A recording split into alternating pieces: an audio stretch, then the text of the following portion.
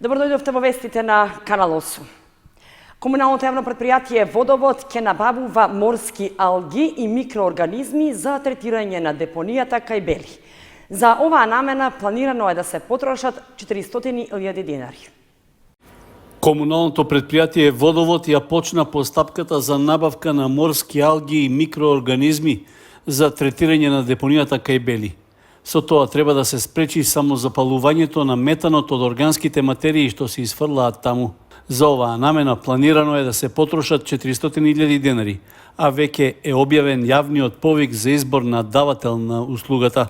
Постапката се реализира по нешто повеќе од 2 месеца, откако на седницата во средината на јуни Советот на општина Кочани донесе одлука од општинскиот буџет да се издвојат 1 милион денари и да се префрлат на сметката на комуналното предпријатие.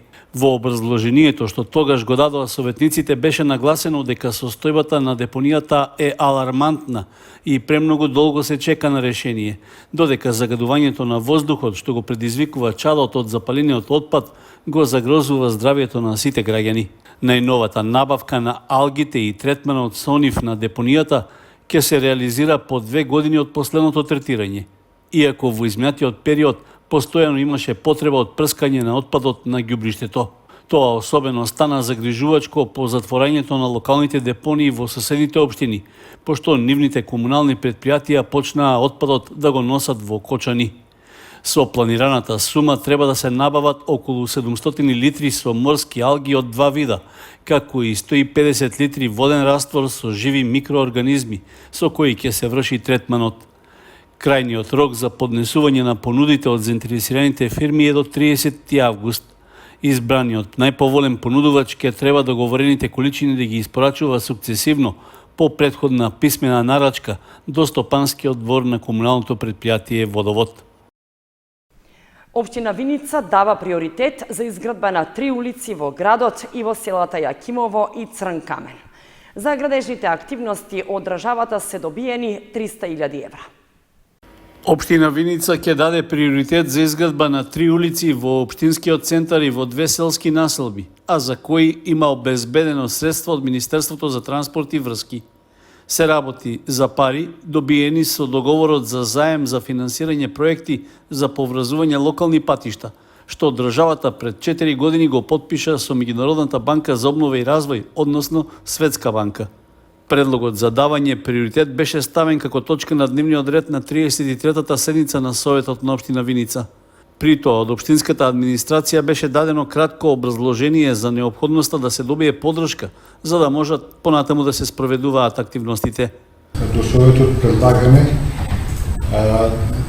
како приоритетни улици во општина Виница да се стават улица Страшо Пинџуро во Виница, улица во село Јакимово и улица во село Црн Камен. Овие сите 3 улици, вкупната вредност на нив изнесува околу 300.000 евра. Со распишувањето на тендерот и добивањето на најповолен понудувач ќе се знае точната сума на чинењето за изградба на овие улици. Ги знаете која е улица Страшо Пинџуро, Јакимово, улицата е после црквата надоле што спушта, таму е прилично развиен тој дел од Јакимово и има интерес за изградба на индивидуални стамбени згради. И една улица во Црн Камен, имајќи во предвид дека во последните години во Црн Камен имаме слаба реализација што се однесува до изградба на улици. По краткото образложение за предлог одлуката за давање приоритет немаше дискусија од советниците, а таа доби поддршка од присутните во салата. Со обезбедувањето согласност од Советот на општината за утврдување приоритет за изградба на улиците, општинската администрација ќе може во наредниот период да објави јавен повик, односно да спроведе тендерска постапка за избор на изведувач на градежните работи. До 31 август земјоделците може да поднесуваат барања за мерката 3 – помош во премии и осигурување. Висината на помошта изнесува 60% од вкупната вредност на полисата. Уште 5 работни денови им остануваат на земјоделците за поднесување на барања за мерката 3, помош во премии и осигурување од програмата за финансиска поддршка во земјоделството за оваа година. Корисници на мерката се земјоделските стопанства кои во периодот од 1 август 2023 година до 31 јули годинава имаат склучено полиси за осигурување во земјоделството. Висината на помошта изнесува 60% од вкупната вредност на полисата, но не повеќе од 150.000 денари по корисник. Барањата се поднесуваат во електронскиот систем на агенцијата, а помош при креирањето на апликацијата е обезбедена и од вработените во подрачните единици на Министерството за земјоделство, шумарство и водостопанство. Заинтересираните лица во прилог на барањето треба да достават примерок од полиса и потврда од тековна состојба од единствениот регистар на земјоделските стопанства. Испечатеното барање заедно со прилозите се доставуваат до Агенцијата за финансиска поддршка во земјоделството и руралниот развој најдоцна до 31 август. Општина Кочани бара Сдружение на граѓани koje ќе изврши дообразување на 30 на лица роми и други ранливи групи кои немаат завршено основно образование. Заинтересираните здруженија апликации може да поднесат до едношалтерската канцеларија или електронски по пошта на општината, најдоцна до понеделник 26 август. Локалната самоуправа на Кочани објави јавен повик за ангажирање Сдружение на граѓани кое ќе врши дообразување на возрастни лица кои се без завршено основно образование на територијата на општината. Сдружението треба да биде регистрирано во Централниот регистар за Сдруженија на граѓани и да има искуство со слични проблематики во последните 5 години. Исто така, оврска е да ангажира лиценцирана школа која ќе го спроведе до образувањето на 30 на возрастни роми и други ранливи групи на лица. Општината за оваа намена има предвидено 200.000 денари во програмата за социјална, детска и здравствена заштита за оваа година. Заинтересираните здруженија треба да поднесат пријава кон која ќе приложат и CV и ќе нагласат дека може да учествуваат со 50% во финансирањето на проектот. Пријавите се поднесуваат до едношалтерската канцеларија или на мејл адресата info@kochani.gov.mk најдоцна до понеделник 26 август. Подетални информации во врска со повикот може да се пронајдат во секторот општи и правни работи и јавни дејности. Сабота се игра второто коло во првенството на втората фудбалска лига.